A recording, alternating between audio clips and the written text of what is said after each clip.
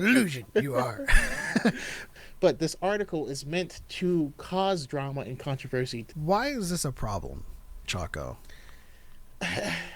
It's just it's weird.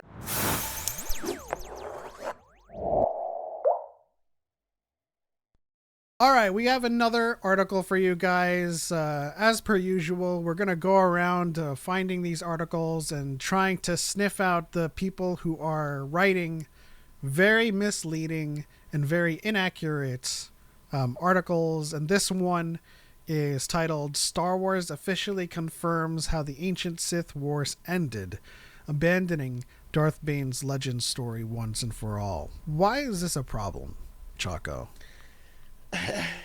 It's just it's weird. I mean, we'll get into it more in the actual article itself, but um its only goal, it's clickbait is what it is. Yes. You start reading it and you'll notice that, like, hey, this is a new story, and then but they're referencing something from like over a year ago, and it's not confirmed, and they clearly haven't read like either of them. It's a very odd story.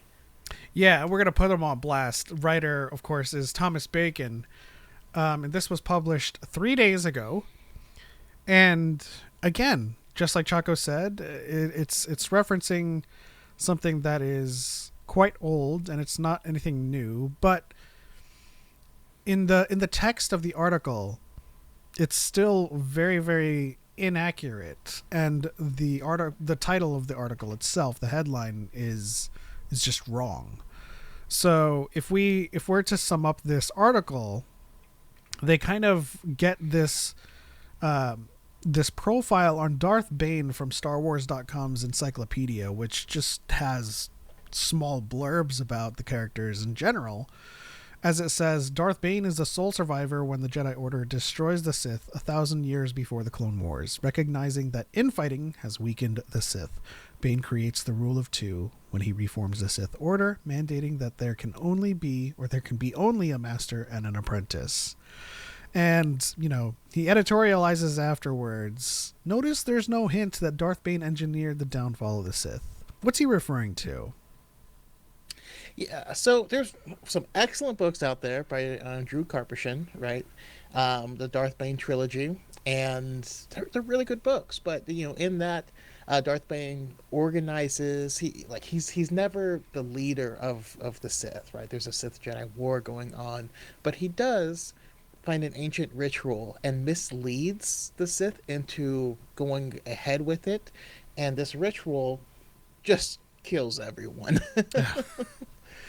Now he escapes it, right? Because he didn't want to take part. He obviously knew what was going on. But yeah, he continued. He continued moving forward. Yeah, and so the reason we wanted to cover this article in particular, I mean, the rest of the editorial is, hinting at that Disney is slowly but surely erasing all of these great tales by Drew and Legends. In Legends, the final battle between Darth Bane and Darth Santa took place on the planet Amblin. In canon, though, Darth Bane's spirit appears to be bound to the Sith homeworld of Moraband, strongly suggesting he died there. It is fitting for a ruler of the Sith to be killed on the Sith planet. First and foremost, it's the one thing that it alludes to is that his spirit is tethered to his mask, like most Sith, not Moraband. So already this is kind of the point here. It's moot. But the reason I wanted to cover it in particular is because it's so malicious. It like some of these comments. There's a couple of comments here that's like, I don't think this is happening, but for the most part, they're all buying into this narrative. Yeah, and one of the things that is really strange is that nothing that has been said in canon about Darth Bane conflicts with the story at all. Yeah.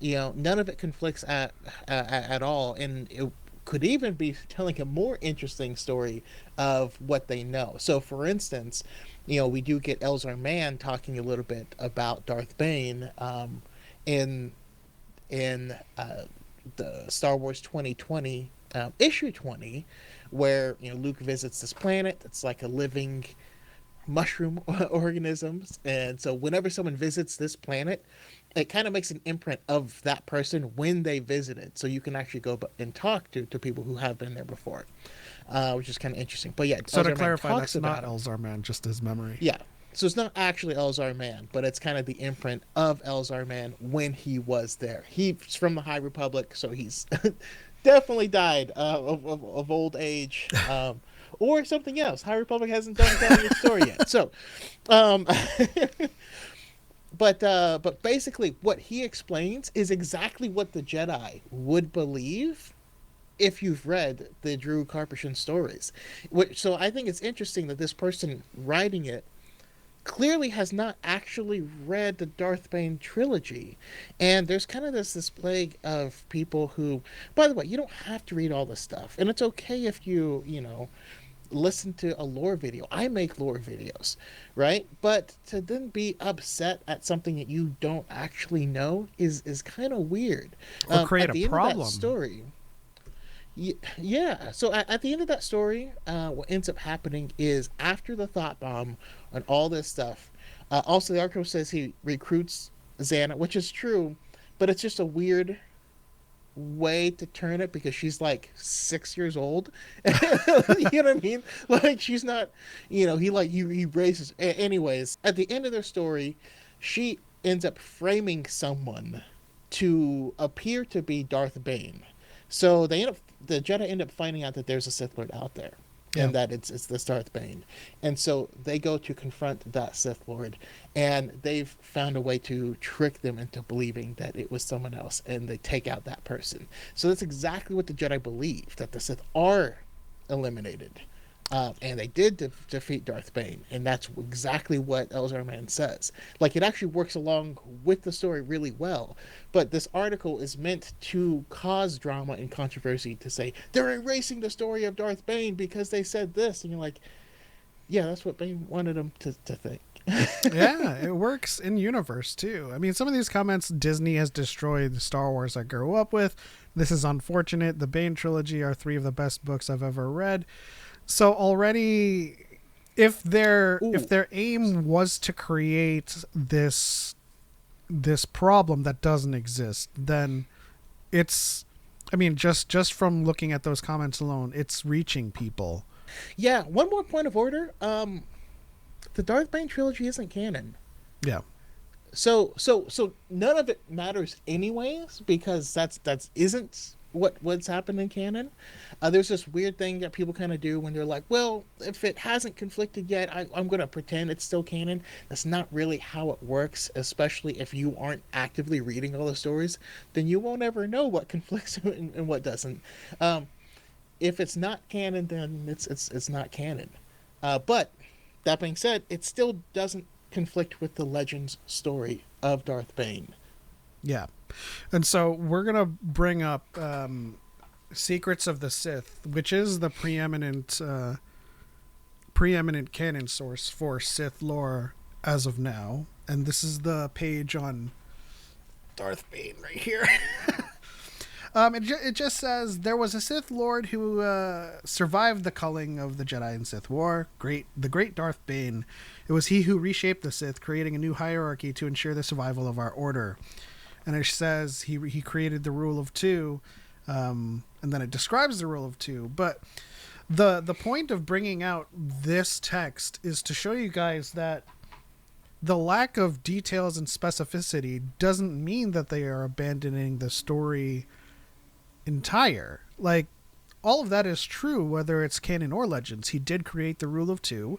He was the survivor of the Purge back then, and that's it. And like we always say with the Old Republic lore, Revan is canon in name, but he doesn't have any canon stories. But that also means that nothing is set in stone, right? So with that Darth Bane blurb from Secrets of the Sith, it can be reliably said that he created the rule of 2. He survived the war, and all of that stuff with Xana. Well, it doesn't name Xana; it just says an apprentice. But it can be said that the story still remains. It's just not canonically in detail. So there's nothing here about Star Wars officially confirming how the ancient Sith Wars ended or abandoning Darth Bane's Legends story once and for all. The Sith killed each other, victims of their own greed. But from the ashes of destruction, I was the last survivor. I chose to pass my knowledge on to only one. I created a legacy so resilient that now you come before me. Have you come to be my apprentice? You must kill me to gain my place. Dead you are already. Then what stands before you? An illusion. Real, you are not. It's always fun to watch that scene and see like the small Yoda point with his small arm. An illusion, you are. But Well, also to have Mark Hamill's voice, I don't know, it's just iconic. What's interesting though is like it's George Lucas who actually crapped on on the Legends books, because while that was in season 6 of Clone Wars, that was the stuff that had been previously written and previously worked on. So that's how it was always going to be in the canon. So that's the other interesting part about it. yeah, the one thing I do want to point out about that scene is that it is still lack of specificity. It's very suggestive that things could still go the way it went in Legends, albeit a few minor shifts for canonical continuity. But he says, from the ashes of destruction did I rise and create a new legacy. So that could mean the destruction of the war, the destruction of maybe the ritual that is mentioned in the books, anything. But the point of showing you that scene and then the text from the canon source book is that nothing has been contradicted. Well, it's just interesting because like this armor set and stuff that Darth Bane is wearing is not anything he ever wore in the books. Yeah. And so people complained about that initially when this episode aired. It's funny because Disney has done less to undermine the story than George. Lucas era stuff. I mean, on the flip side, which is this is typical. On the flip side, if you're new to this channel or whatnot, Disney has done more for Legends than George has ever done. And I think the only thing George really does have in terms of like cred with Legends is bringing back Maul and Black Sun. But he like tried vehemently to keep that stuff away from Star Wars, like the G canon, as much as possible. I mean, even bringing back Darth Maul was also an affront to some of the legend stories, right? Because Maul was a throwaway character, and so the books addressed him as such. Like, he wasn't actually an apprentice; he was just an assassin and all this stuff.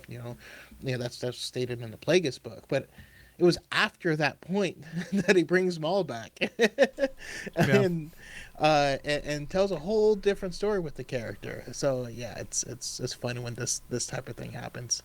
It's a weird thing to complain about. Yeah, the final word on this article is that it's not true. Whenever you come across articles like this with really sensational headlines, and then you read the actual text of the article and see that there's nothing to suggest that the headline is true, then you might have a crappy article. But yeah, we just wanted to cover this article and point out its inaccuracy. It really is just kind of grasping at or appealing to a phantom, and nothing about what Star Wars or what the new canon has done suggests that anything that that is of Darth Bane in terms of his legend story has been abandoned. But if you guys want to keep if you guys want us to keep on looking up articles and debunking them and correcting their inaccuracies, let us know in the comment section below. Subscribe for more videos and like this video if it helped you reconcile with this article, because Darth Bane is going to be very important in the future. I guarantee it. We're getting there. You just gotta be patient.